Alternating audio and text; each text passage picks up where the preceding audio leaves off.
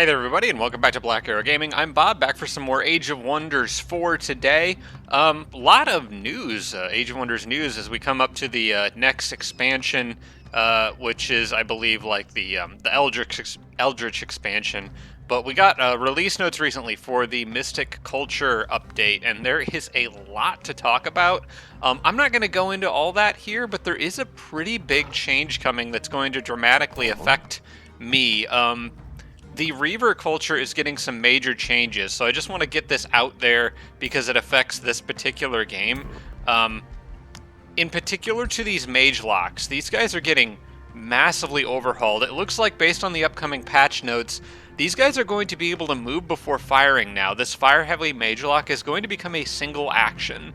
As a trade-off, it's going to become somewhat less accurate. I think it was somewhere around 20% less accurate than it currently is. And it's going to do a slightly less damage. It was like, I think, 34 base damage down to 32 or something like that. So damage is getting nerfed slightly, accuracy is getting nerfed somewhat significantly, but they can use it after moving, which turns them into kind of more of a crossbow, like a super powerful but maybe slightly less accurate crossbow. And then their take aim mode, this is a full action continue.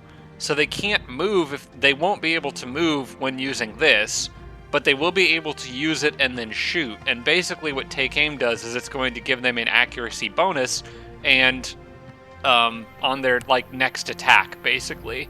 So they could take aim as long as they don't move, and then they could either move and then use the accuracy bonus on the following shot, or they could take aim and not move and get an accuracy bonus on that same turn. So there is still an advantage to having them in a position where they don't have to move before firing, but they will have the option of moving before firing at the expense of being somewhat less accurate with their shots. I think this is a massive buff for mage locks, which are already a pretty good unit, but did admittedly feel a bit held back from not being able to move. I don't know, this seems like an incredibly powerful buff to me. So we'll see how this plays out. We'll actually get to see it some in this game. Maybe I'll mark some more of them into my armies. But that being said, I am relying pretty heavily on Dragoons here, and I also wanted to point out that they're getting a pretty substantial buff too. There is a couple, but the one that really grabbed my eye is that this harrying shot will no longer have a cooldown. They'll be able to use it every single turn, which I think makes them much, much, much better.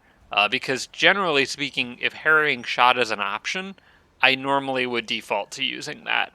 Being able to melee strike is still nice, but this is like being able to flank with this, especially on my build with having sneaky on these guys, is going to be incredibly good. So yeah, I think some pretty big buffs to the Reaver, honestly, coming my way. I don't want to spend all my time talking about that. The patch notes are up there on Steam. You can read them all. There is a ton of changes, more to count, really, like more than you could count, really, to just about every facet of the game. So I think it's kind of an exciting time. There's going to be a lot coming very soon. Probably by the time some of you are watching this, we'll see. It's supposed to come out next week as the time I'm recording this. But let's move on to this game and jump back into it. I wanted to go over your feedback. There's not a ton to talk about this week, but I had a few things that caught my eye. First off, from Queen Wormline, just a quick correction. Guided projectiles is affecting my battle mages. I mentioned something about that not affecting a whole lot of my units anymore, like the Dragoons, because I don't think guided... Well, let me look it up. I wanted to actually double check this. I apologize, I meant to do this beforehand, but guided projectiles currently, it definitely affects these guys, the mage locks, but I don't think it affects the... Oh wait, never mind, it does affect the Dragoons. I think they were just reminding me that it also affected these guys, which I didn't notice. I didn't realize it affected the battle mages, but it does, which makes sense because it's like an magic or mystic tome spell, so it would make sense it would pair with battle mages because that's primarily what a lot of wizard focused builds use. But yeah, just wanted to throw out that quick correction there. Also from Queen Wormline, Tome of Cycles might be worth considering for the extra healing and projectiles of decay, which would also affect almost all of my units. If we look at this, I think this is actually a pretty solid choice. Chris Lighthawk also pointed out that the Druids of the Cycle would be a great unit to mix in to my arsenal, providing some healing and some good offensive capabilities at the same time. But it's really this Projectiles of Decay here that has me particularly interested. Look at how many different units that affects. I think I added it up. It was like 64 or 65 units in total in my army that would affect, including the Dragoons, the Magelocks, the Watchers, and Decaying is a pretty nasty debuff. I think Tome of Cycles is definitely up there as a top contender for what I go with next. So we may come back to that later.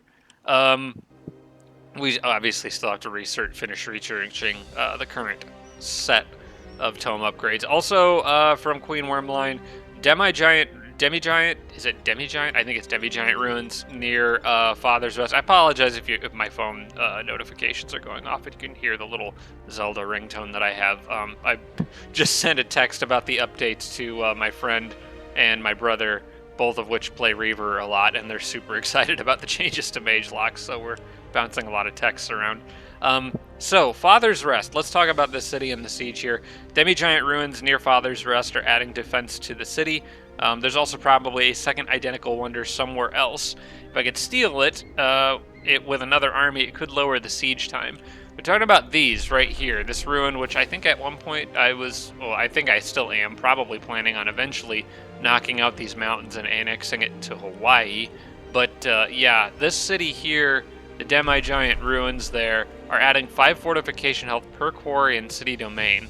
That is adding up substantially. In fact, you might be able to actually see where the city is getting all its defenses from. Throne, Bastions, Barricade, it doesn't list Demi-Giant Ruins in there anywhere, but it's probably under one of those other bonuses. Castle Ruins. It's probably the Castle Ruins one. Yeah, plus 45 and plus 45. So there's definitely 2 of those annexed to the city. I can only see one of them right now. But if I could take that out, I could potentially knock a full turn off of the siege, which might be worth doing. It would be somewhat risky to send an army, because I don't really have a lot to spare. But I think that if I sent like these guys out, and pretty much all my extra units here, because I was thinking that I might want these extra Dragoons on hand to run back here in case something happens. But honestly, I can build an army so fast and have enough money, like I can just get more. Speaking of which, I think I need to produce more in Vegas here. In fact, I'm just gonna spam out a whole nother set of those guys. In fact, I have the luxury markets now, so if I want to, I can hurry the recruitment. I don't feel the need to right now, but I can actually get multiples of these every turn. I could hurry recruitment twice. So I can really spam those guys if I need to. For now, we'll just produce them normally, and I'll make another army of them, and we'll call this a sacrificial army to go start liberating the Demi-Giant Ruins from my enemies. Now, if I send these guys out as they are, they could send an army out to deal with them, but I was thinking about this, and I'm actually okay with that, because if they do that, they will leave themselves in a vulnerable position. I don't know if they'll be able to move out and back in the city, but even if they do, I should be able to do quite a bit of damage to them. These units are nothing to sneeze at here. I wouldn't win the battle, but I think it might be worth it just to draw them out of the city and be a distraction, potentially leaving them in a bad situation. It is admittedly risky, especially if they have other armies in the area that I can't see, but I think just for the science of it, I want to see how much of a difference this makes. It will probably only be 1 turn of difference, but we're going to see. As a matter of fact, I'm going to leave the cannons here because I might have use for them on the front line, depending on how this pans out. And then, let's see here. So if I go capture and release Ancient Wonder, okay, unfortunately that does not cut down the siege time yet. I have to wait until it's fully released. So I'm gonna move these guys here. And for now, I'll move the cannons in with them. And let's see, put this guy here. Yeah, this is fine. I hope. This could end up backfiring on me, but I kind of want to just go for it and really hit yellow with everything I can manage to throw at him right now. Can Ohio make Dragoons yet? It can, but it costs quite a bit of money to spam them out of that city right now. I will just focus more on getting them from my other cities, including down here. Also, I want to summon... Actually, there's something else I want to do. I'm going to need Earth Shatter. Wait, no, not Earth... Hang on. Yeah, can remove mountains, Earth Shatter. I'm going to need that. I'll talk about that momentarily. But I'm going to get that casting before I forget to do it. Let's see here. I think that's it, really. Just the idea of going after those I thought was a good idea, so we'll see how that pans out. From Chris Lighthawk, I can steal a Wonder from Blue and annex to my outpost before turning the city into a vassal. That is happening over here. What Chris Lighthawk is talking about is stealing this, Pilgrim's Passage, annexing it to this outpost so that when I turn this city into a vassal, I have control of this so that I have the Imperium income for it. I think that's a good idea. It will require sending a few extra units out there to do, and I'm fine with that. So these guys are kind of watching out for the dragons, so I think for the moment I'll probably just send like one random Dragoon out to go do that, and hopefully the enemy will hide in their city. Let's see, I could put him here, but he won't heal. I want him on like a desert tile. I think it would have to be this one. Okay, we'll move him here for now. He can wait there, and then on the next turn I'll send him through, and he can be like the extra unit to go deal with that. Alright. And then we have... Oh, wait, we got plenty of extras. Okay, let's just send a whole dang squad with the guy. I mean... Well, I don't know if it's worth it, though, because the more I send, the more I potentially lose. I don't know whether... You know what? I'm just going to send one for now. And then if they want to fight about it, maybe I'll send more backup, but one for now is okay. And I've got all these extra units that are just swarming up here. Oh, wait, I think I was sending them backwards. I don't think I need to anymore, though, if I was. I think Bazarkan's coming back this way. So... Yeah, he's probably going to come defend Lorwell. So I don't think I need to worry about anything coming at me through here right now. I think I've got enough pressure on him that he's kind of being forced to defend. I'll leave this scout there. I kind of like him in his current position because that's very advanced notice if anything does try to come my way from that direction.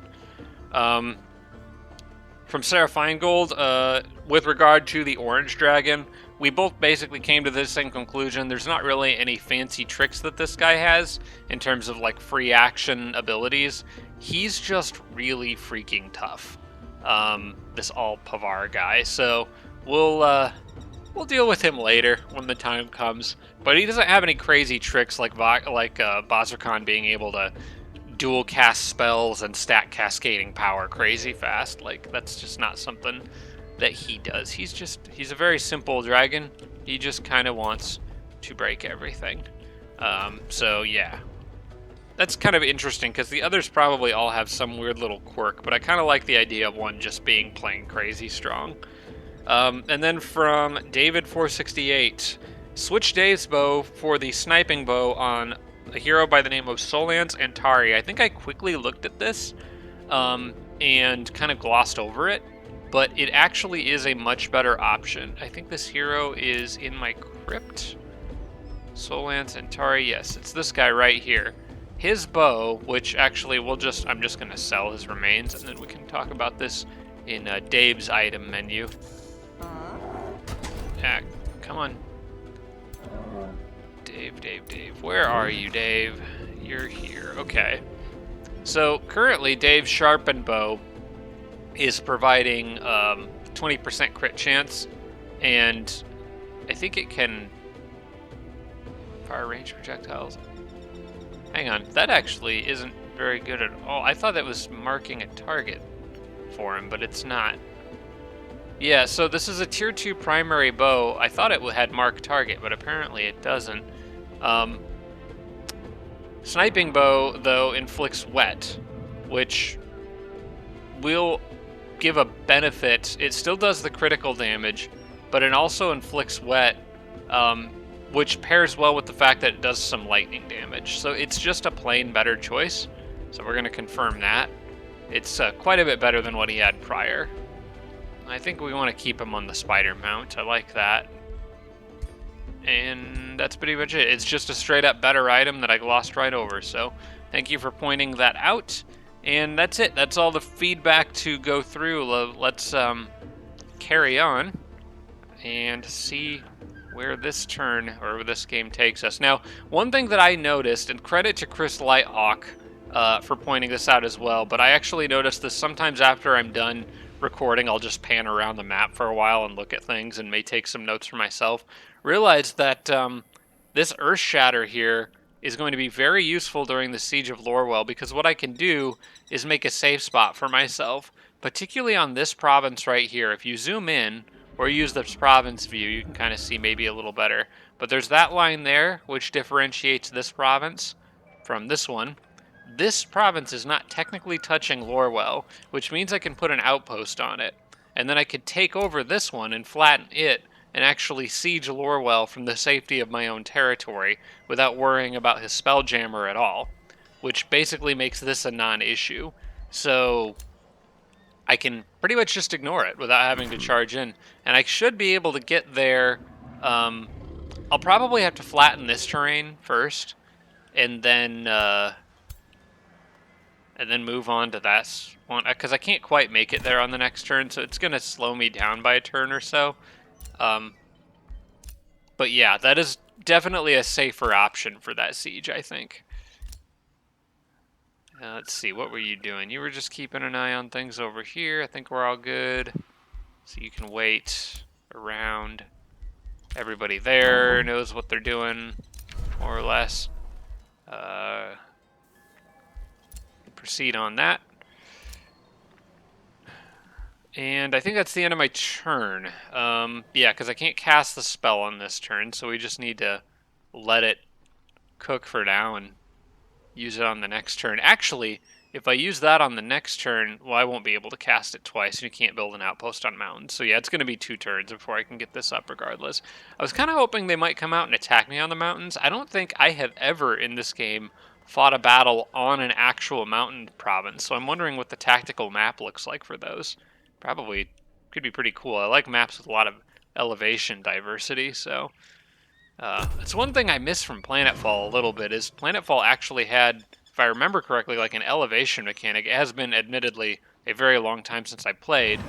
I haven't played since this game released, but Planetfall had a elevation diversity built into its tactical maps, and range units could actually get a bonus from standing on high ground, which I thought was really cool. Planetfall had a lot of other really cool stuff in tactical combat that I miss. But yeah, it's alright. Every game's got its advantages and disadvantages.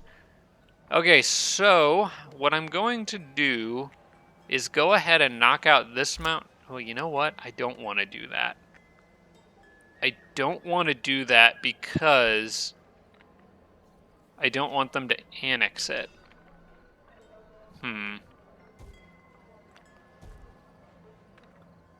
I want to wait a turn. I don't want them to, like, take over one of these spots that I clear and get really lucky. This is going to cost me an extra turn to do this. So I'm not sure if it's worthwhile.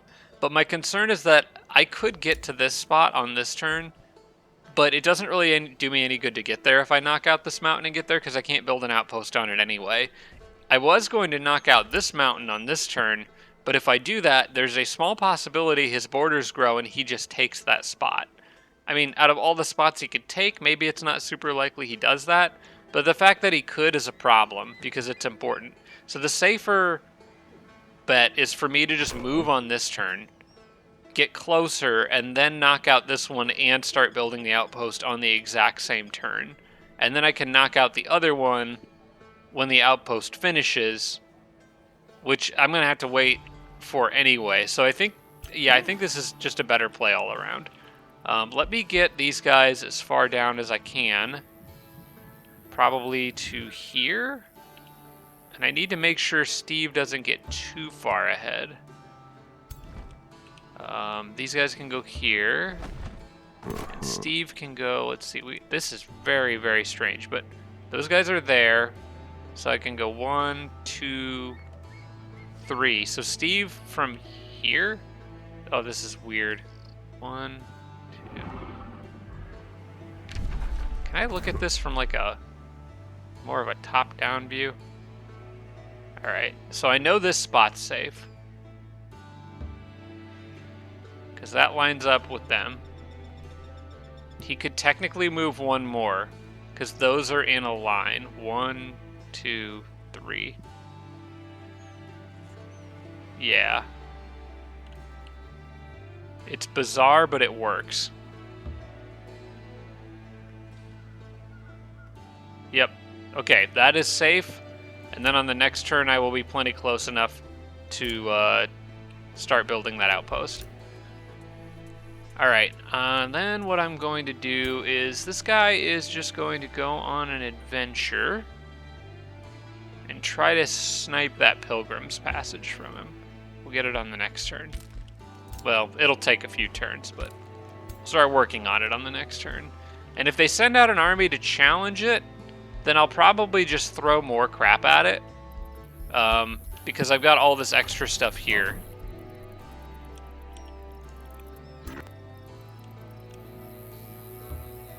I might move just like actually a full army down on top of it. We can't fit everybody in there. Alright, that's fine. Tell you what, I'm just gonna make an army of like just full dragoons. Just like an entire 18 stack of nothing but dragoons. Why not? This is getting ridiculous. Alright. Because we got more on the way. There's 2 more. That is dumb. That is a lot of dragoons. But sure, why not? I mean, they're all lightning resistant, so what's the worst that could happen? This guy, it is risky sending one in. Actually, you know what? Just sending one in to see if I can snipe it probably isn't a bad idea, because if I send more, then I gotta worry about the Spelljammer preventing me from casting spells if he runs out to attack me, which is a major concern. I want to make sure I do this siege right, because I think this is the turning point right here in the war against this dragon. If I can kill him, it's just his capital over here, and he's kind of trapped in a corner. So yeah, I don't want to mess this up. I have more than enough troops out there, and I'm starting to feel like I might need more this way. So I'm going to readjust where I'm sending some of these extra dragoons to start coming back in this direction. Same thing with you, really anybody who can move. These guys are good here. They'll probably draw an attack, and they'll probably all die, but they are all replaceable. And I think all these guys are good. Ohio can annex another province. I can finally grab that gold mine, which is nice. Is that what I want right now, though? I think it is. I think that's what I was planning on getting next. The mint requires 3 farms and a mine, and I did want to grab that, so yeah, let's go ahead and take that mine now. Let's keep an eye on those guys. We're good for the moment. Everybody else is good, I think.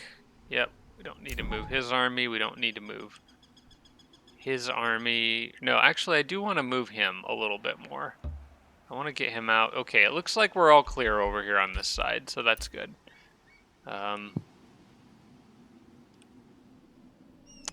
Altar of Destruction. That's a heck of a name for your capital city. I didn't actually realize we had found Orange's capital, so that's useful. Actually, no, he moved. He moved back. I'm getting that information with the Scrying Eyes spell. Wow, that's already paid dividends. I know exactly where Orange is based. Okay. Check that off. We'll leave him where he's at for now. Kind of let the enemy do our exploring for us at this point, I think. In Washington, I'm going to send... We'll send this guy up this way. I think it might be a little faster. I'm not sure. Las Vegas can send him up. And spell ready, Earth Shatter. We're waiting until the next turn. I probably could go ahead and... you know what? I'm going to wait a turn on that. Because I want all the... I was kind of thinking about trying to summon a Watcher in between, but I want to make sure that I have enough casting points to level the Earth back-to-back turns, basically, to clear out those mountain ranges as quickly as possible and get the siege on Lorwell started, which is honestly going to be a very fast siege because it's only 70 70 fortification strength compared to what I was dealing with out here. All right, well, let's go to end the turn again, I guess, and see what happens.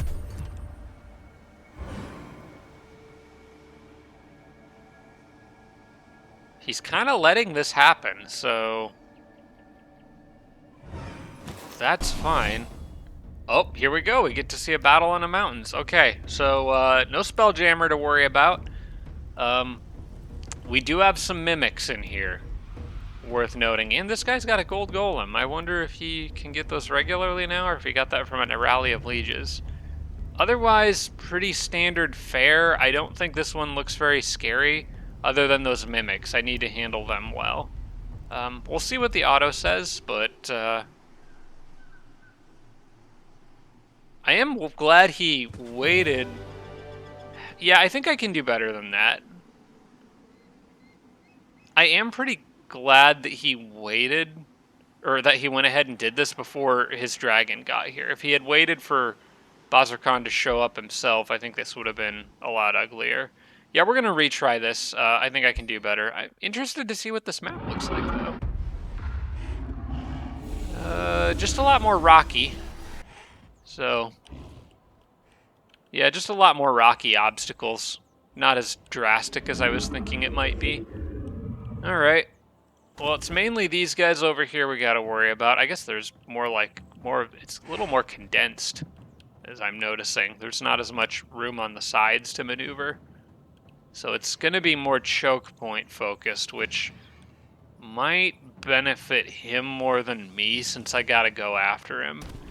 Alright, well, what we want to do is trick these mirror mimics into shifting into something that's not very good. Will they turn into cannons? Because I think that's one of my weakest units here and something that I could easily manage. Because basically the whole thing I got to do with this guy is stay on top of him. Just get in his face and stay in his face. He doesn't really have any good melee at all outside of this guy right here. And, of course, the face beasts, but they'll come to me. So, yeah, that's kind of what I'm thinking, is if I get the cannon up there, I can just treat it like everything else and stay right up in its face. There's also a possibility of summoning an elemental with Jormag and seeing if they try to transform into whatever elemental I get. But I think I would rather use the cannon. I could also set my units up in a way that the cannon isn't really threatened by those guys. What's the range on their mimic ability? It's 4. 1, 2, 3, 4. Can I get the cannon to that spot?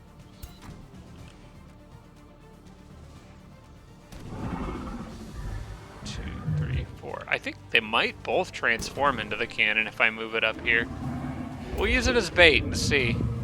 It would be nice. I want to keep the Dragoons a little further back. I don't really want them turning into Dragoons. They can be annoying. So, 1, 2, 3, 4. So I can move up a little bit more with them, like to here.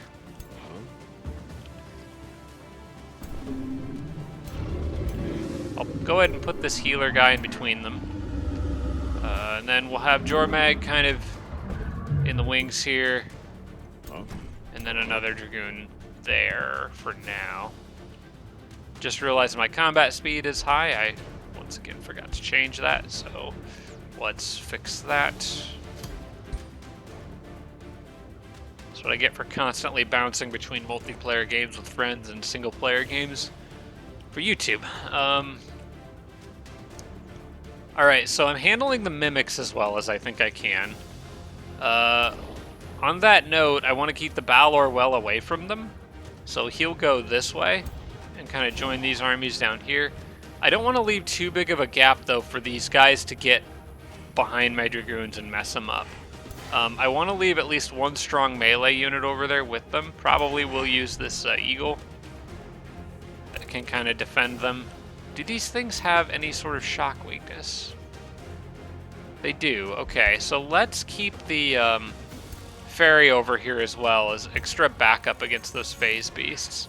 It looks like I'm kind of going to be splitting two different ways here, which is all right. Definitely, actually, probably should have kept the ferry. Can I undo that? Yeah. I've changed my mind. I want the ferry to help deal with that guy. Because if I can kill him, they have really not many other melee options to protect them. We'll have Steve come over here because he can sprint to get away from a phase beast and still do quite a bit of damage to it. So I think that's probably the safer option. We'll leave him here for now. The problem is I don't know if these rocks will totally block his line of sight. So he does have sprint though, so if he's got to move quickly, he can. And we'll leave Dragoon kind of like right here that can run in and shoot at something. The ferry though, I do want over here, along with that guy and probably him. He could maybe get a pretty good hit on that gold golem. Oh, I forgot I have this hero over here too. She'll do a lot to that gold golem. I think what I want to do is just kind of form a line. In fact, I want to be pretty aggressive on this side. Because, again, the longer the battle goes with this guy, the more damage I end up taking. For now, let's see. Can you move there? Yeah, you could. Okay, move here and defend them, give them some resistance. And we'll move the Dragoon up just a bit further. And I'll send this Dragoon over here too. We're kind of splitting into two separate armies, but I think I'm okay with that, kind of depending on what the middle group does. And then there's the ferry. Do I want to keep her over here? What else do they have? Some support units.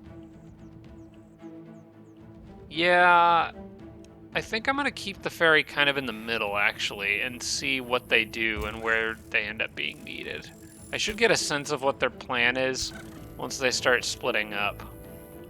Alright, that's a good enough formation for now, I think.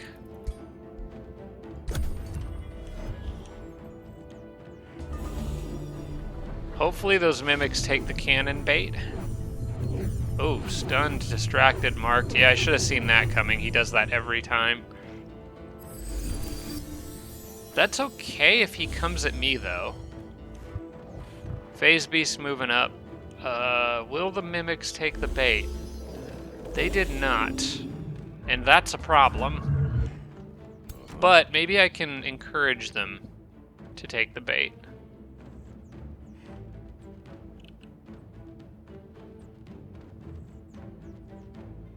I'd rather not hit the mimics because they're just gonna... I'll take this shot, I think.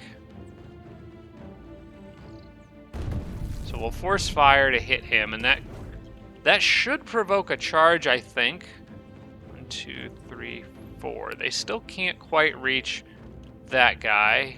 So this one, the only unit he can reach is the cannon. And this one, the only unit he can reach, 1, 2, 3. He could reach Jormag, but he can't transform into Jormag, I don't think. Yeah, non-hero unit, okay. So Jormag's the only one up in front.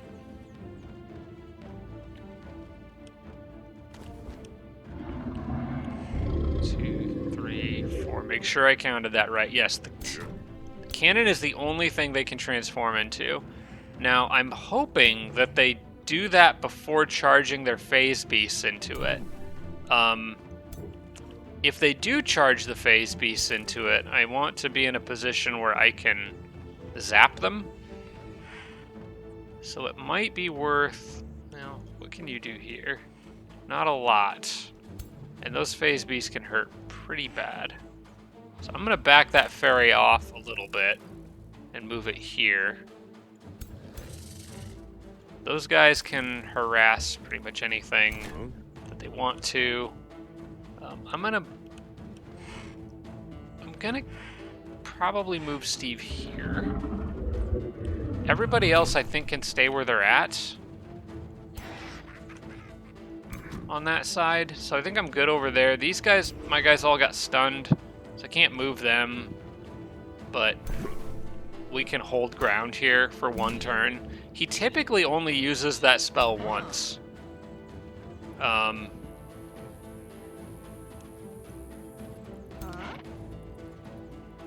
I'm going to swap places with a couple heroes, and actually I might go ahead and have Jormag spit out that elemental now. Actually, did he just move? Does he have a summon? He does. Okay, you know what? We're going to use this turn to get Steve's animal out.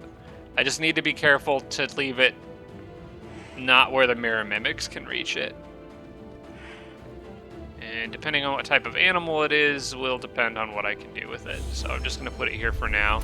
Okay, it was the one I was hoping for. That's exactly what I needed. In fact, it is fine where it's at. I think this is the perfect spot for that to be in. And we're also going to have Jormag summon theirs. This one I will probably have to move back. So I may need to make room for it, which means I probably need to summon it here so that I can... I'm going to summon it there so Jormag's facing the enemy. Okay, I got a Tide Spirit. That's a pretty good one, paired with electrical damage. We just need to keep it away. That one I definitely don't want the Mirror Mimics transforming into, so we're going to move you back to here. That way they can't reach it. And on that note, I will probably move these guys down here to get more flanking options and add them here. These guys can't quite reach any of my Dragoons, so I think we're good. Yeah. Then I just need to decide if I want to cast a spell, which I believe I do. Which one? Probably Mental Mark. Yeah, I think I want to cast Mental Mark. Now, I can't, it won't affect this guy, unfortunately. He's the one I really want to use it on. So I need to find a decent group of units. I think this group right here is a pretty good choice. This group here is also not bad. But yeah, I think anything that increases my accuracy right before the big confrontation is probably a good choice. Crushing Earth is always tempting. But in this case, I think this early in the battle, getting some debuffs out is probably better. So let's drop Mental Mark on these guys. I don't know if it'll persist on the Mimic after he transforms or not, but I guess we'll see. Okay. And I'm going to end my turn there. Now, hopefully he comes at me now. We're getting that cascading power stacks. Here it comes.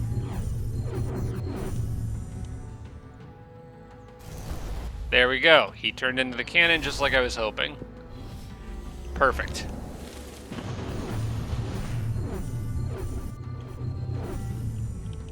Alright, so the Mirror Mimics are essentially something I don't need to worry about anymore.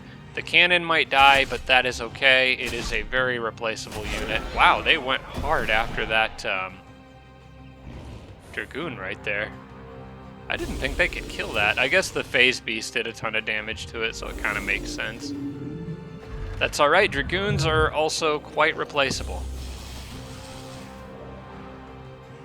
They did not manage to kill that cannon up there, unless they have another trick up their sleeve. They'll get it. No, they didn't. It's going to die, though, because it's electrified. I could fix it with this guy, I just don't know if it's worth it. That being said, it would still do full damage on this turn if I can find a way to get it to shoot, so...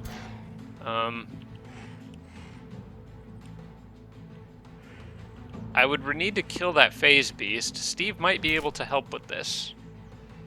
If I mark him and then do this, designate target, I could distract him and do a ton of damage with Steve.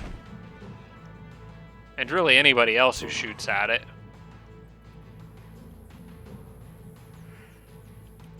Could flank him with these guys.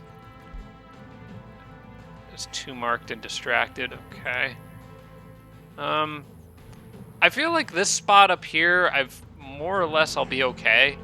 I'm a little more concerned down here with them taking out one of my troops so easily. So let me see if I can deal with this first.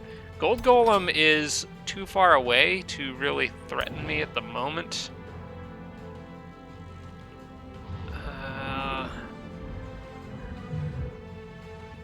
Probably want to try to get this out.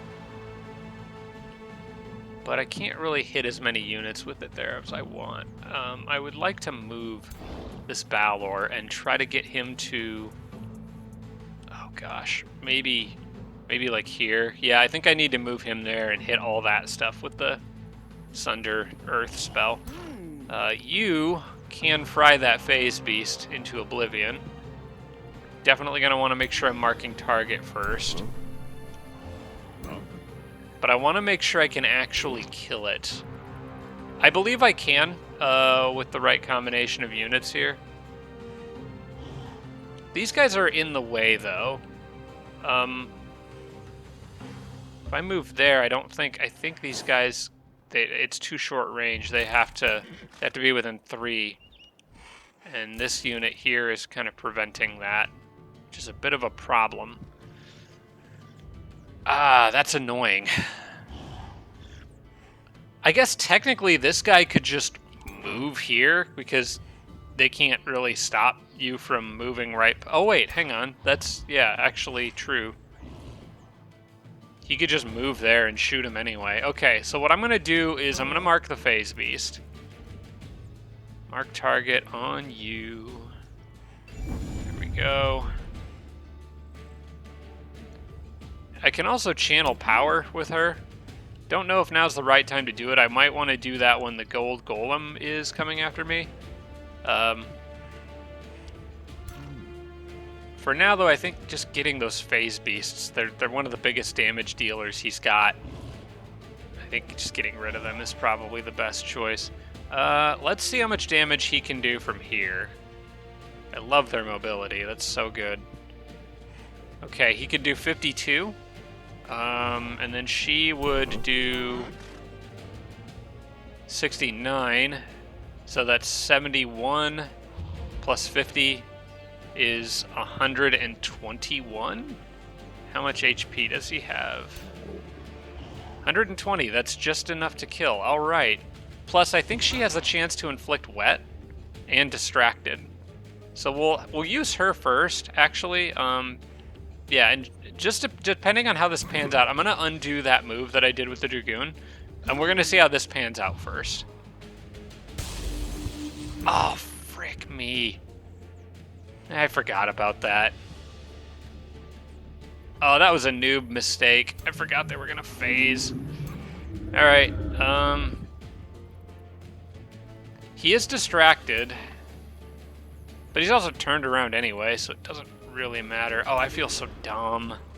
I should know better than that.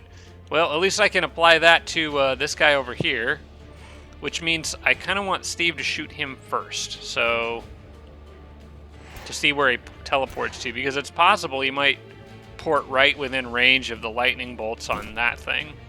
So let's go ahead and mark him, because I know I'm going to do that. Steve's got 59% sundered defense and displacement. We are going to make sure that he dies. Actually, what I'll do...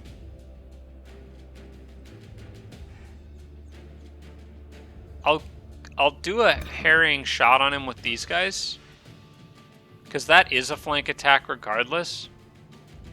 It'll displace him and get him off of my cannon, which I'm going to just very bravely use to take out or damage some stuff here. So the cannon is going to sacrifice itself for the cause. There's no saving this cannon in this fight, as far as I can tell.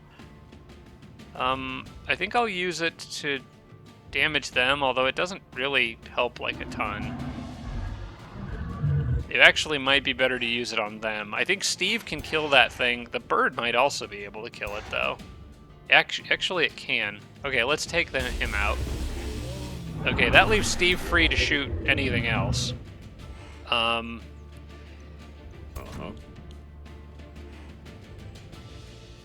You know what? Let's go right through there, because that just kind of hits everyone with some collateral damage.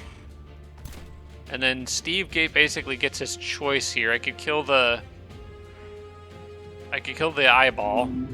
Jormag is also going to get a nice breath attack in here, I think. So I can plan for that. But I think for that, I'm going to push everyone back with the tidal wave. Oh, wait, the tidal wave... I can't move and do that on the same turn. Okay. Well, I have gotten this far without having to cast a spell yet, so...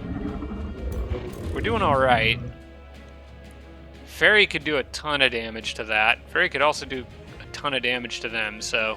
I think I'll use the Fairy to whittle this thing down more. And then anyone else could probably finish it off. Including you.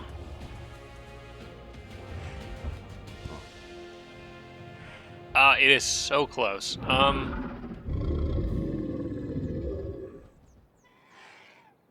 I might be able to get a double kill here, depending on how this pans out. I kind of need another mark, though. Jormag can mark target. Okay, I think if I do this carefully, I got 2 kills lined up here. Jormag moves forward. Mark target has a range of 5. So Jormag goes here.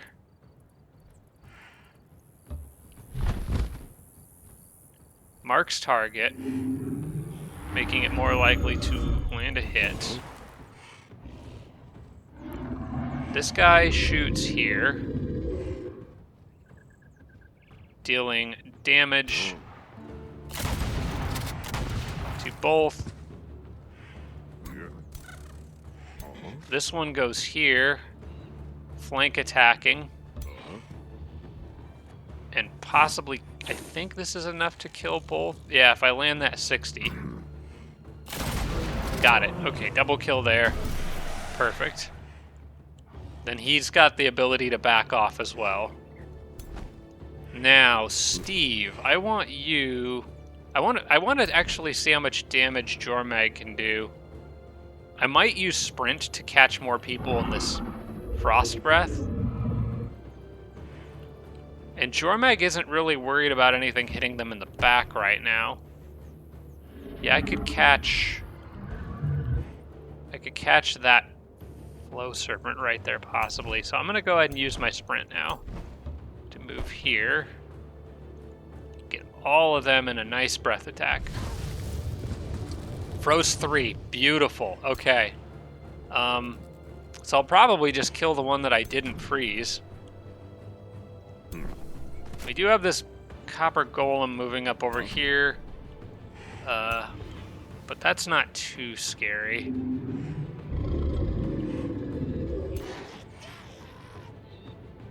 Can move the shield unit up there, although Steve honestly should probably just shoot. He can't reach him. So yeah, we'll let him walk into Steve's range.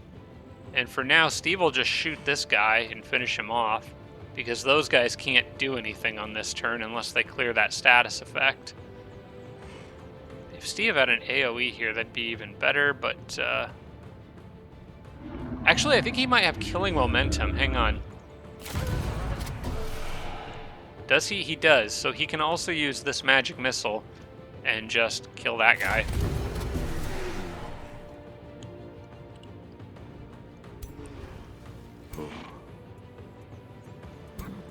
Okay. This is going pretty well. Famous last words and all, I know. He's got that evoker in the back, so I probably want to stay out of his range if I can, especially with my Tide Spirit, which I am going to just move up to here for now. I'm going to back off these guys and make the Bronze Golem come after me. We'll leave them there, kind of hiding in the bushes. I can put these guys here. I might actually go ahead and use them to heal something on this turn. Maybe the cannon. Yeah, I don't think it'll save its life. I think this guy will fry it still, but actually he can't. He can't reach it from behind that rock. They do have cannons of their own now, that one back there, which I kind of would have liked to have closed the distance on, but I'm not going to be able to. So I'll just have to deal with it shooting me. I am going to go ahead and do patch up on this. Oh wait, hang on. That's a range of 1. I can't do patch up on that. They got to be right next to it. So I guess we'll defend. What I can do is back both of these guys off and defend both of them with this guy. I want him to charge me, and I think they will. And I'm not sure if moving the bird here does me any good. It'll help protect the Tide Spirit, if nothing else, so I'll do that and leave the Tide Spirit where he's at. Okay, so that's handled about as well as I think I can. Probably want to get these guys out of range of the Gold Golem, so I'll move them back to here. Probably, yeah. I think that's good. You can't reach this one. So I'll leave them where they can kind of support either side for now. Now back to cleaning up from my mistake with the dang hound earlier. Phase Beast. Because I really would have loved for Sam to hit this Astral Serpent. I think this thing, though, this should refuge when I hit it once. So hitting it with this Storm Spirit probably isn't the worst idea. Although I would really love to Shocking Phase the Storm Spirit right into the middle of all that stuff. I think I'm going to do that instead. If I can reach. Because I believe he can still do it after moving. Yeah, okay.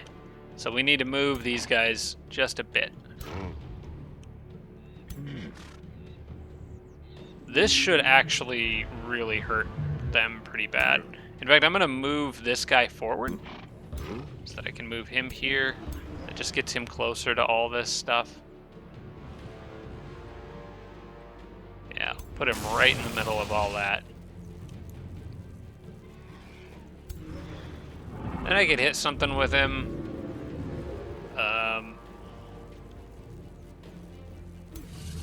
He's gonna get killed regardless of what I do with him there, so I'm just gonna use, I'm just gonna hit the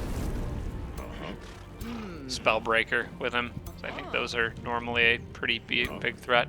Oh crap, I meant to do the thing with this guy first. Because I was gonna move him there. You know, I might do it regardless.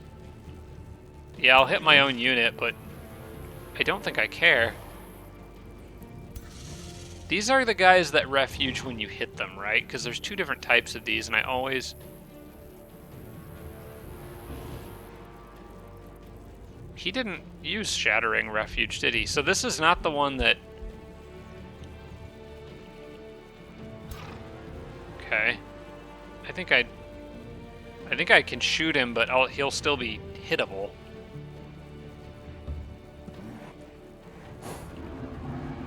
I don't like that. I want to move here.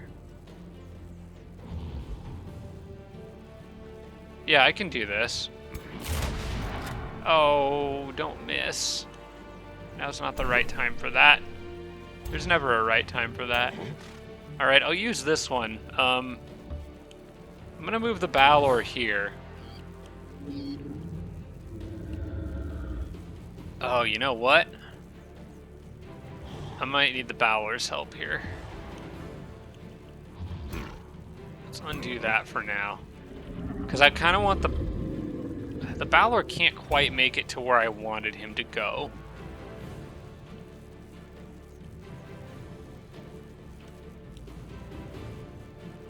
But I think this spot's good enough. Like right roughly, well, honestly, it'd be right where my hero is, so that's also not exactly ideal.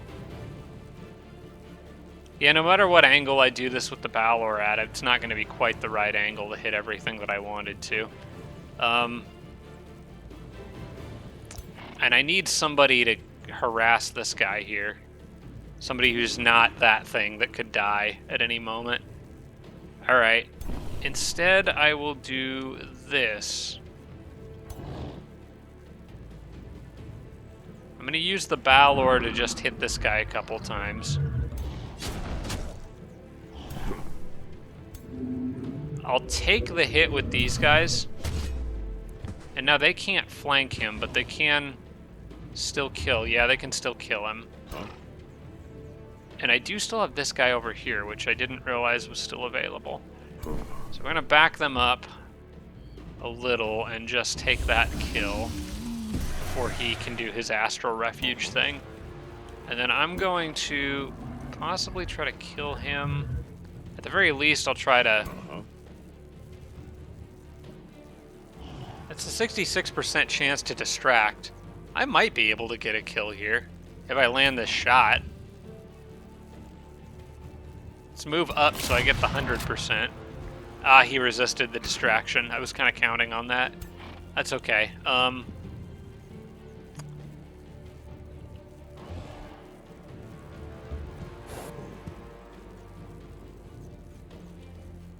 I will just move this guy up here and put him on defense mode, I think. He should be okay. And it should put enough pressure on this army over here. And I'm going to leave, I'm going to put him right here, actually. That works. And just kind of get these Dragoons forward and all over the enemy positions.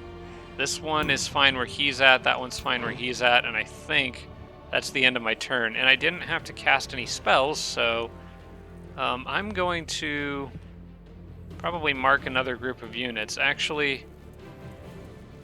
Maybe now I go for a kill on something with Crushing Earth.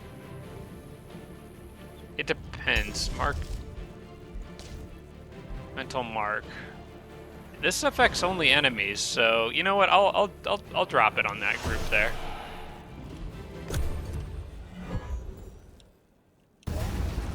There goes my cannon. Cascading Power is continuing to do its thing, but it's a bit less effective now, thanks to my resistances.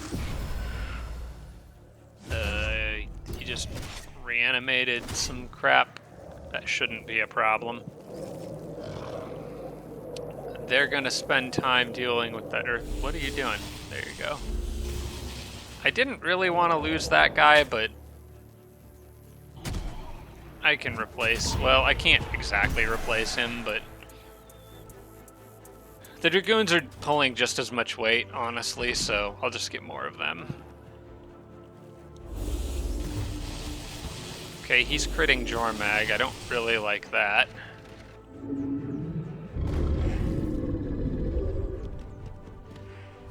Gonna need to get something on that cannon in the back.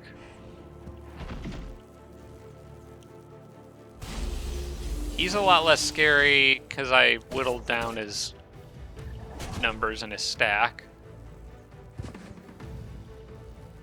Alright, this guy is kind of priority target number 1 now. If I can get him out of there, I don't really have anything else I need to worry about.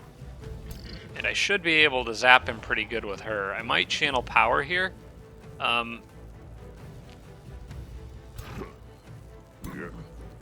guy's still got his gun. That's worth remembering. Definitely, this is where most of the firepower lies down here now.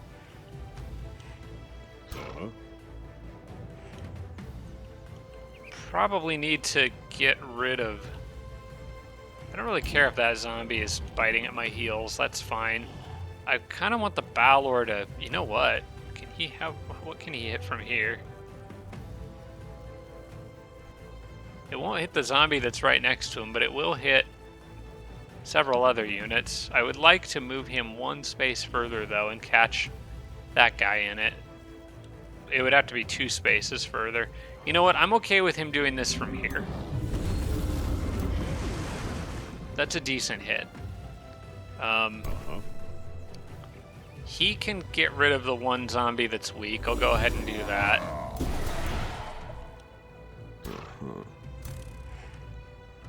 Things up here are pretty much under control, I think. I kind of need to get that bronze golem out of the way, but aside from that, I should be okay.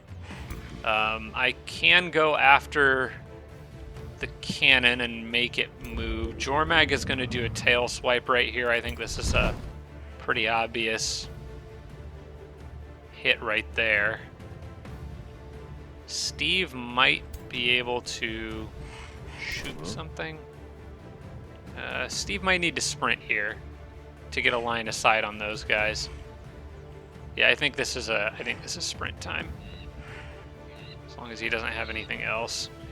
Yeah, we'll do that.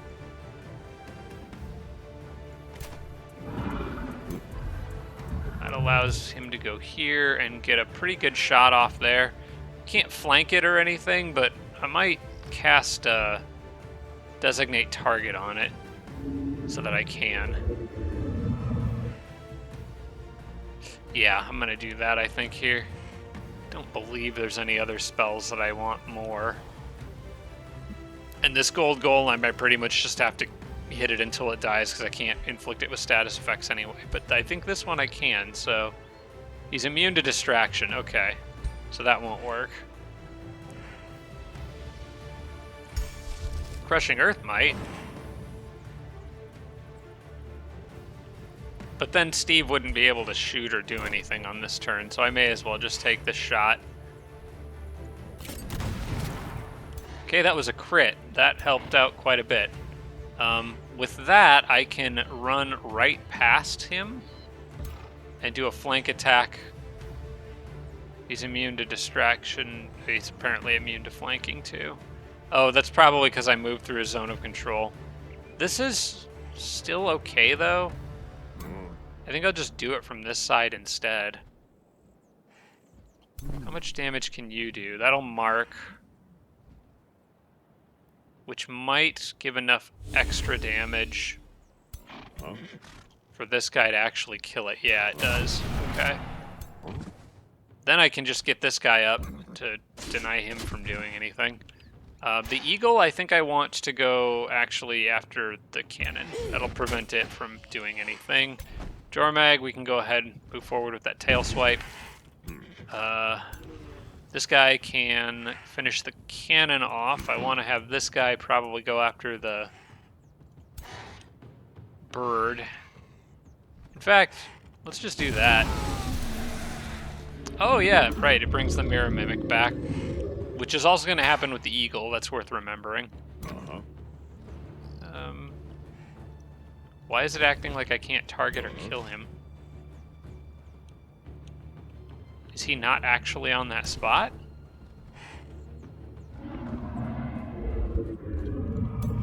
Why can't I hit him? Is this a bug?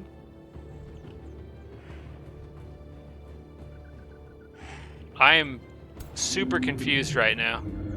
Alright, well, I'm going to send this guy here.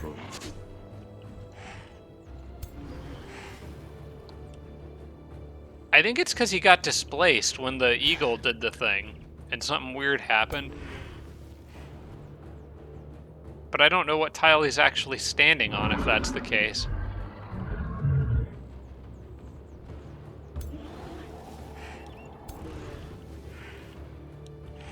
Okay, well, apparently I can't target him. I'm gonna send the ferry over to help out here.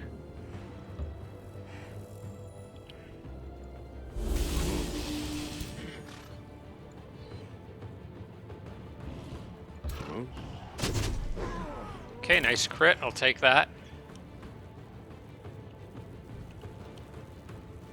Definitely want you targeting him. I'm going to go ahead and channel power here. For a little extra damage. And whittle this guy down as much as I can.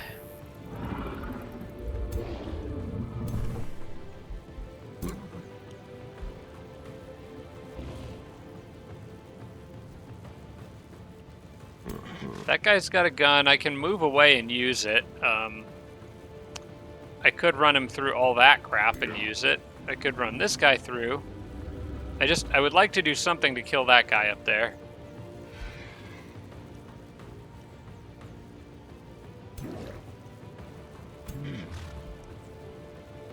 I could just straight up use the gun here and take out the... Yeah, I'm gonna do that. Because I can still back all these guys off. We'll see what that guy does. I don't want to leave him a good spot to hit too many units all at once. So I'm going to back all these guys off a little bit. Let's see, you could hit 2 of them there, you could hit 2 there. I'm going to back off a little bit more to try to reduce his options for multi-hitting stuff. He might get my hero if I do that, though, so I think I want to leave them there. So yeah, I want to protect the hero at all costs here. Alright, so it's just that guy up there that I can't figure out how to kill. But I think I can probably use a spell for it. May as well move these guys forward now, since we're kind of going in for the kill here. Who's next? That Dragoon. Yeah, I defend for now. You defend here. And then, what could I do for just a bit of damage on this guy? Might be able to even kill him with a Frost Coffin. No, but it does have an 81% chance to freeze. There's probably something I can do that does more damage than that. That's 20 physical, that's 10 frost. So Pinning Barrage might be better, and it has a chance of immobilizing other units in the area. Yeah, I think this is, well, actually I can't immobilize all of them, but it'll do damage and it'll kill the guy that I'm concerned about, so I'll just do that. Sundering their defense too, so that's fine with me. Okay, what is this Mirror Mimic doing? He's back now, like I can see his symbol. Okay, he didn't really do anything that scary down there.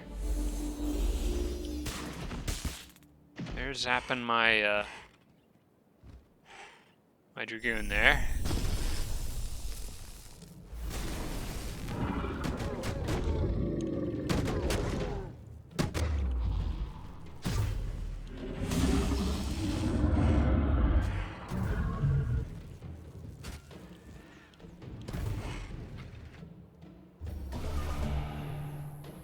Okay, I think we're good. I don't know what the heck was going on with this Mirror Mimic, but he's back now and I can hit him, so that's kind of what I needed. I could probably just shoot him in the back with the Dragoon and finish him off.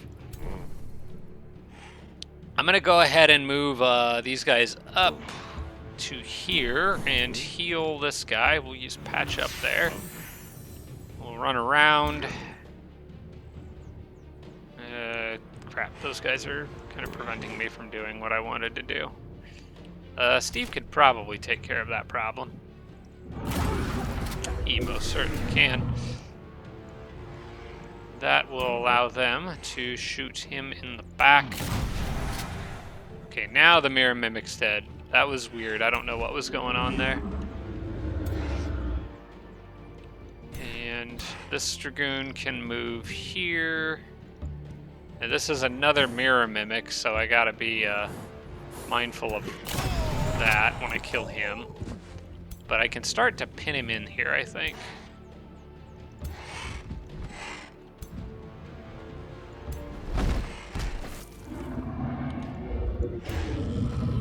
Because now Cannon AI has taken over and he's just trying to run. Alright, so they're all good there. I may as well bring any extra firepower I can over this way. Although this isn't going to matter for much longer either. I can now zap him with flank damage. Yeah, it's an easy no-brainer. We're going to do that. And then I can finish him off here. And now they're trying to run. Oh, those guys are gilded, I think. Wait, why can't I shoot this? Oh, because he's refuged. He did his thing. Okay. I can finish this guy off. And we go after the hero, I think. In fact, we can pretty easily surround that hero. Yeah, I'll just go in with a melee attack with this guy, and that'll prevent him from moving. We'll zap him with a few of those. Move in here.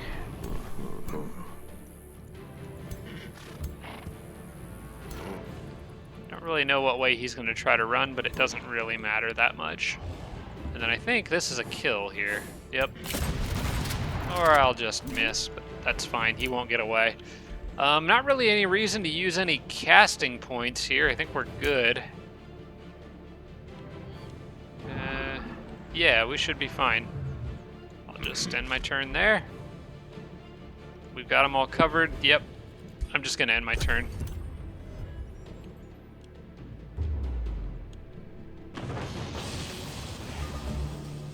Look at him casting spells like he can alter the outcome. It's adorable. They're trying to run. Alright. Now, you are going to... I'm going to flank you. Actually, I'll do this.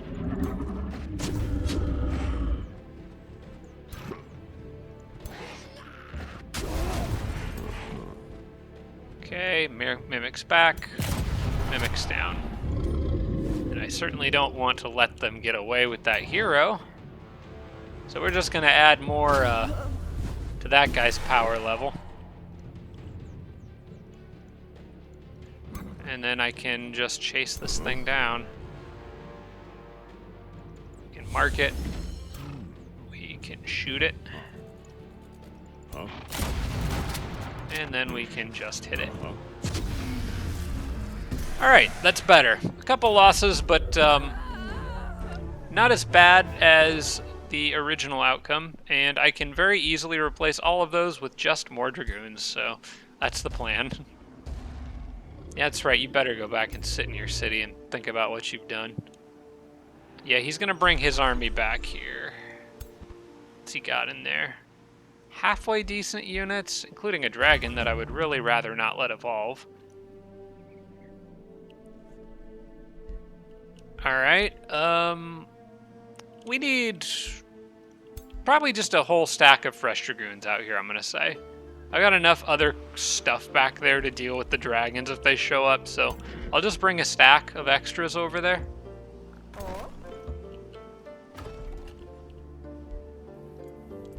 It is very clear. Oh gosh, that is concerning. Wait, why is it saying he'd achieve victory in 54 turns? He's not 54 turns away. He's twice that, unless he just got another seal and then lost it immediately. Alapavar the Destroyer was his name. That's orange, so at least he's close to me. If he starts getting a position where he... Oh wait, no, hang on, that's an unknown ruler. Okay. So I haven't met whoever's got those seals point yet, so they're still far. That's mildly concerning. Let's get the Dragoons into that city there.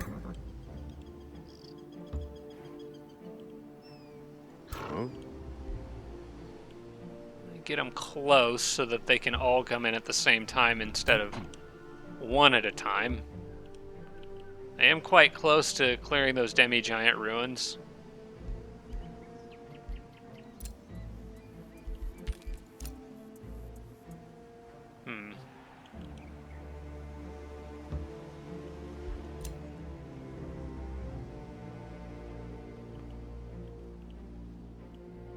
Do I still go for this? Or do I just... So I think I just add him to Steve's army now, I think is the right call.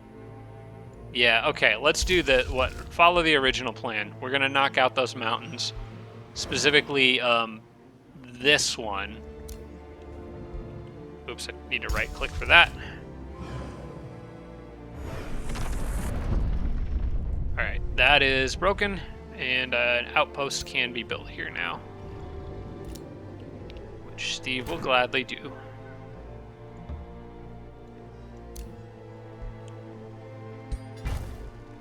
And then I can move...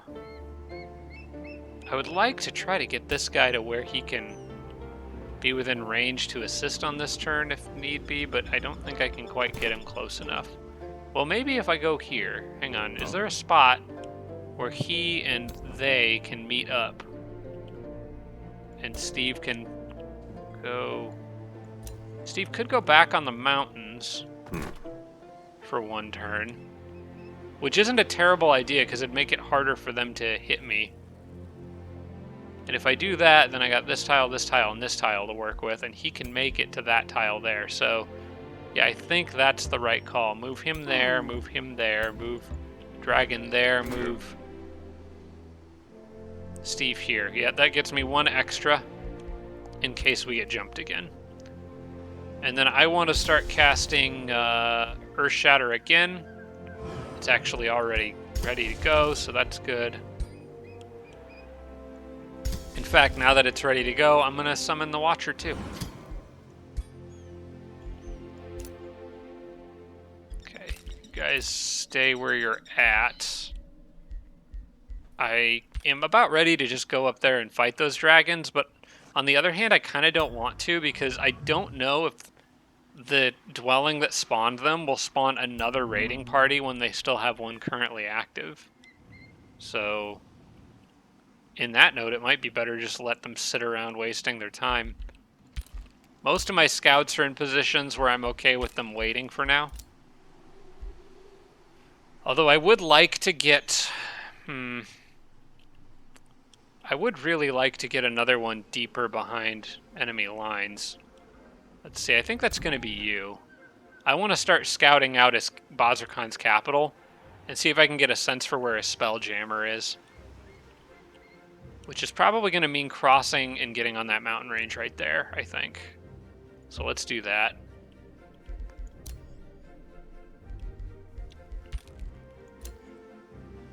I'm really kind of surprised Yellow didn't go out and try to do anything about this. Maybe the AI, when they're in a siege, they kind of just hole up and worry exclusively about the army sieging their city or something. I don't know. Got a level from Steve.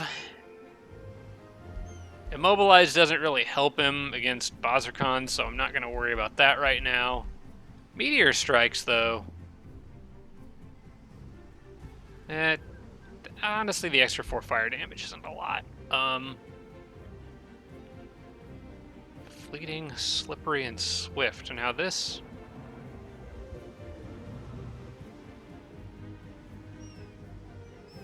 this doesn't really help him a lot. Ancient of Earth, though. Never mind. I know what we're doing. Did that make him bigger? Or maybe it's only after I play. Hey, he's like a little bigger. Oh, wait. He's a lot bigger. Look at the platform he's standing on for size comparison. It, like, zooms it out. He's a big, big boy. All right. Yeah, we're doing that for 30% extra damage because that's just fun. I want to see how big he is compared to, like... I want to see how big he is on the battle. Holy crap, look at him! He's like as big as Jormag. That is a large man. All right. Oh, that's going to be fun. Oh, I'm looking forward to that. I can give that to all my heroes when they level up now, too. They'll just be giants. Oh, that makes me so happy. I don't think I've ever used that before. I've seen my brother did it. My brother did it with, like, a halfling hero he made. It was like this giant halfling that had, like, the cannibal trait. He was all bloody and huge, and that looked ridiculous. It was funny. Let's see. We got her. She's lightning strike, fire blast, and nothing really to see there. Earth Shatter will wait until the next turn, so that I can actually incorporate the province. DC got Beacon of Valor. I think DC's, yeah, it's got a line of buildings to produce. We're going to send more Dragoons this way now, just to back up these armies more with extras.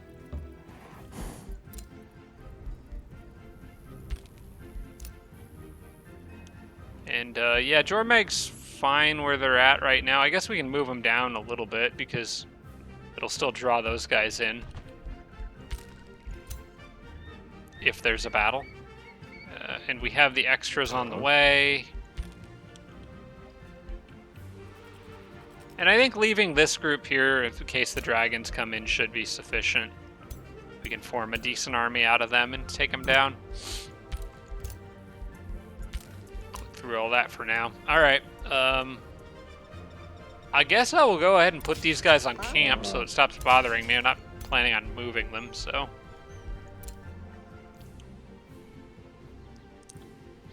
Wondering if I can sneak this guy around and start getting behind. I'll try.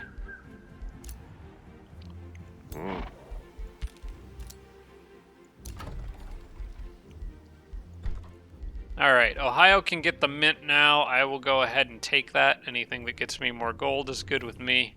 Although the library might honestly be more useful right now, because I have a lot of gold. I'll take the library first. And then I'll probably queue up the mint after. Well, no, I'll take the Arcane Institute. Research is important right now, so I'll do that. In fact, I might go all three of those. Library, Arcane Institute, Academy. Just boom, boom, boom. Research. Yeah, let's do it. I have a lot of research, but the more I can pile on, the better, because we're kind of getting at that point in the game where it starts to, you start to get diminishing, not diminishing returns really, but the cost of spells just goes up kind of exponentially.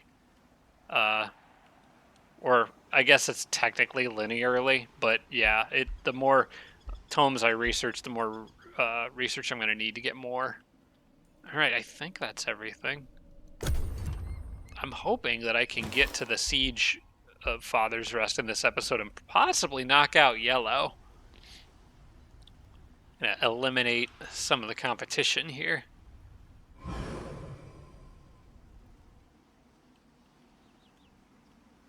Is Bazarkan doing anything? Where is the man himself? Okay, he's hanging out in Astropolis. It's that new city he made. What do we have here? False flag strike.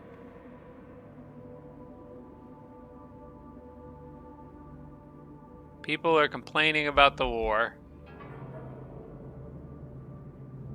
I could stage an attack and blame it on my enemy. I don't want to do that, but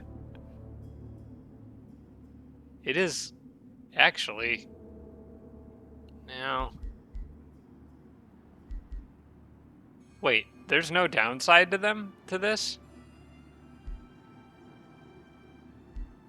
Ignore him. You don't care how miserable your population is. I'm definitely not killing Sam the Auditor. There's no frickin' way. She's the one doing all the lightning damage. Sabotage construction in Vegas. No, I don't want to do that. This seems to have no negative consequence.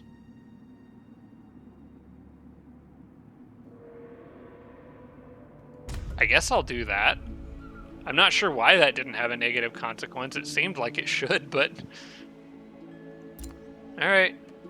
Now I should have the work camp ready here. It just doesn't show it because there's nowhere it can currently expand to, but there is now. Beautiful. Okay, and we'll just put a teleporter there. Right next to his stuff. Alright, we'll do palisade walls. It's fine. And get anybody in here that I can.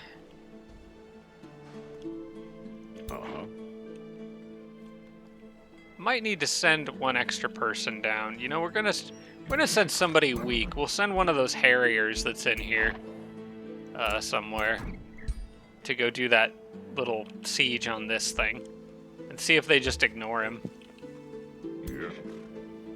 Okay, we'll get these guys up on the mountains, and then they can come down and reinforce on the next turn. But for now, I just want to get everybody into friendly territory.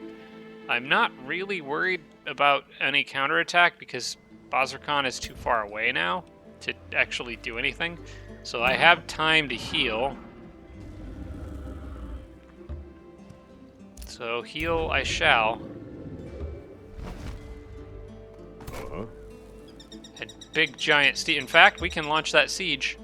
So we'll get Steve and Jormag right up there.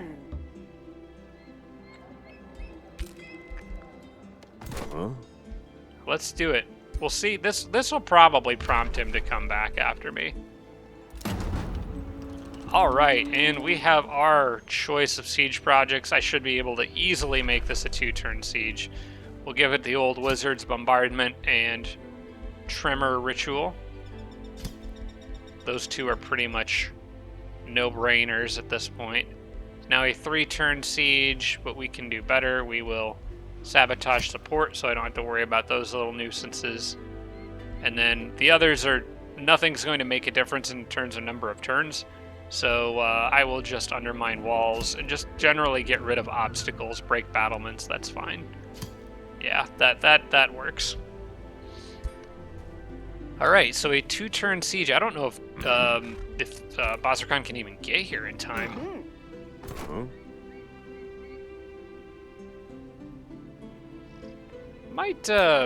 I might stick that shield unit in with her group. Just to kind of help protect her. Yeah, I would rather split them up, have her nearby. And it's going to be mostly Dragoons running around, which is fine with me. They've been very effective against Bazarkan.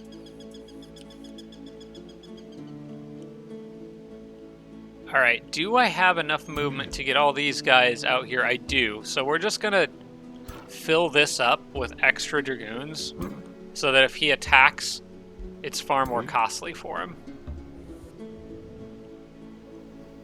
And then the rest of them can go here and just get into position to add even more reinforcements.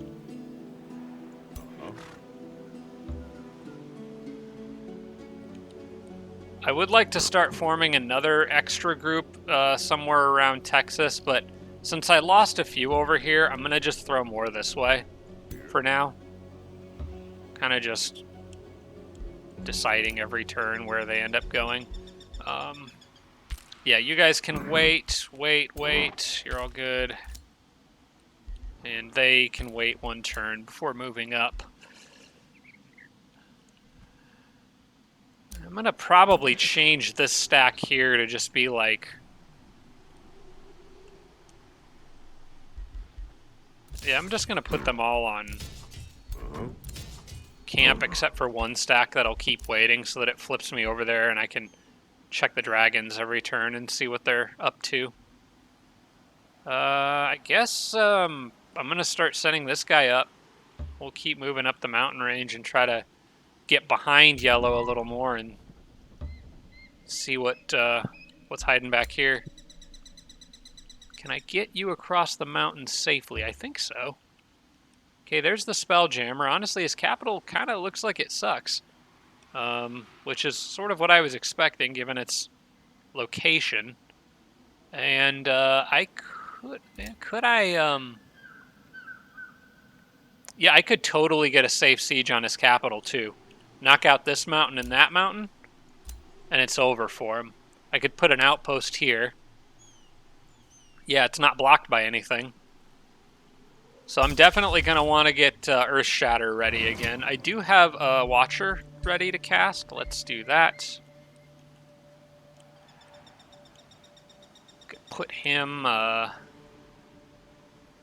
Actually... perfect spot for him. We summon him... Oh, wait. I'll have to do it on the next turn. Well, I'll summon him here for now. That works. Tectonic Shatter is done. All enemies sustain 30... This is a big battlefield spell, dealing 30 damage to all enemies, possibly stunning them and breaking stuff on the map. Very, very fun. I'll also go ahead and grab Call Titan of the Earth. That's ready, so why not?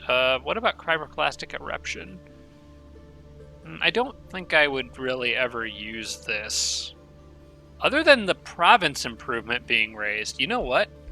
That could be handy against a Spelljammer at some point. I am going to lock that, but I do want the Titan of the Earth first.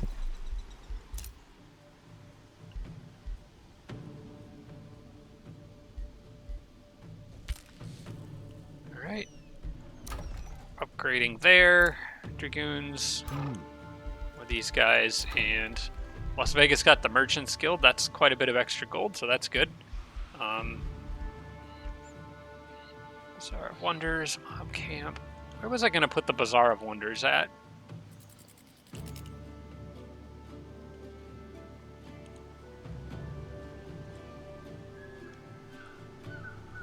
I don't know if I have a great spot for it right now. I'll have to think about that. I'm going to probably go ahead and get the teleporter up and ready to go, actually. The city grows in 3 turns, but by then I could build another farm. So I think putting the teleporter, I don't know, maybe right here, maybe right next to the city itself, would let me get units to really wherever they need to go pretty dang quickly. Yeah, let's do it. Let's get a teleporter. It's high time, I think.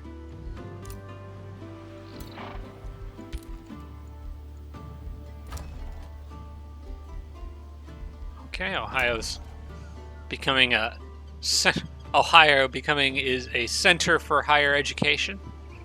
As it continues building more research structures. I don't have walls in this city. I should probably at least build palisade walls just to be safe. And I want stone walls in pretty much any outpost I build.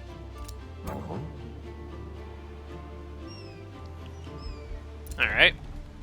And then in Texas, we've got...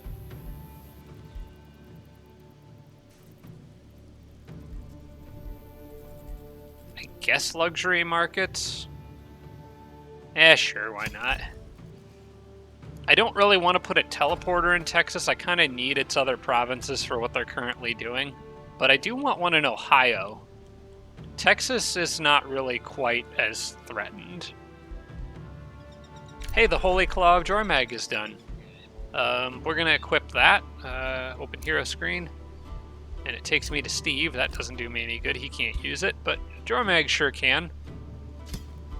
Now I gotta remember, he's extra good at killing heroes. So worth keeping that in mind. Also wanted to check and see in the item forge what kind of wands I can make. I kind of wanted to get one with resurrection. I'll do a yellow one, because that just looks like a healer wand.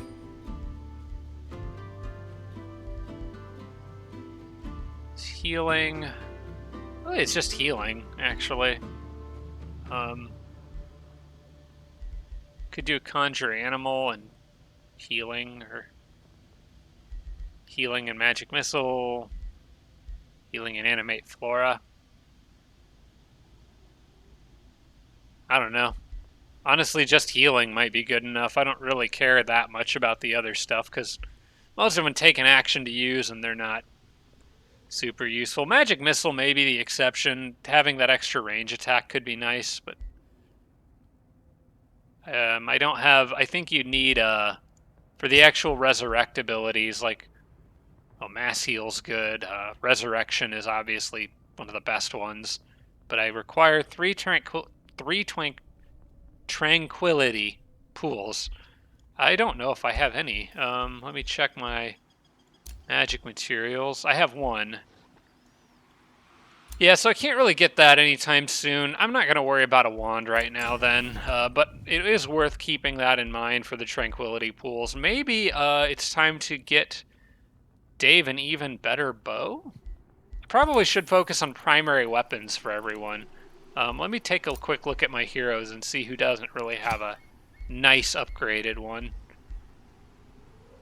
Inspect him. Okay, Steve, we've got a custom mage lock already, so... She's got an okay charge attack. It does have Sentinel. She does have Sentinel, so that's pretty good. Dave's the only one with a tier 2 bow, and it's not a bad bow, but I think we could do a lot better. And then obviously those two with their electric orbs are much needed. I think a new bow for Dave. Probably something that does lightning damage. Help with all these automatons. Although this guy might be out of the game by the time this is done, but for now we'll go with this. We're gonna want that. We're gonna want inflict wet, because it pairs well with shock. So we can probably do frenzy. I really like frenzy. Inflict bleeding. What's another one that I could do? Distracted, probably. Yeah. We'll do frenzy, and then we'll do distracted and wet.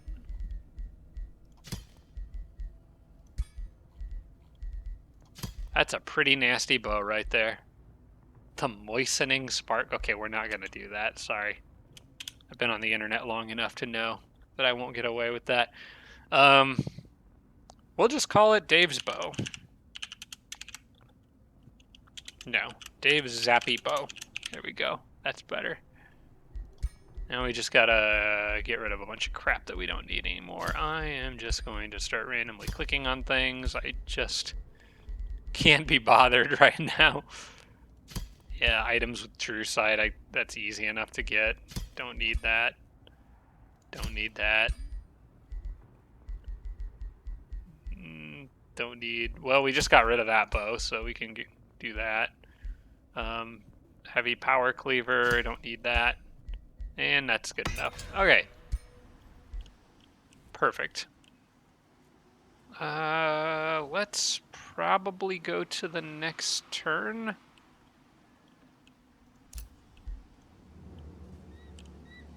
You know what? I think we'll wait. I actually need to get some stuff done, so I'm probably going to wrap this one a little bit up early today. Wrap this one up a little bit early today. I think we're close-ish to 2 hours, so yeah, I'll probably wrap it up here. And we'll come back next time for the Siege of Father's Rest and potentially whatever happens down here. I kind of want to go to the next turn, but I'm afraid yellow will attack me. If they do, it'll be a big battle that'll take a long time. I don't have time for that at the moment. So, thank you so much for watching, everybody. I hope you enjoyed the episode. It seems like we are making some good progress, and we have an actual plan for not only taking out yellow, but blue. Possibly knocking out yellow in the next episode. Actually, hopefully knocking them out in the next episode, as long as all goes well. And maybe getting pretty close to getting rid of blue. Just got to keep an eye on this person who is trying to get that Seals victory and not let that go too much further. I need to figure out who that is. But thanks for watching, everybody. Hope you enjoyed the episode, and I look forward to seeing you all again in the next one. Special thanks to all my Patreon supporters, including Tier 3 supporters Blitz, Braden, Dawson Horner, Jimbro, Roderick, and Sarah Feingold. Thanks so much, everybody.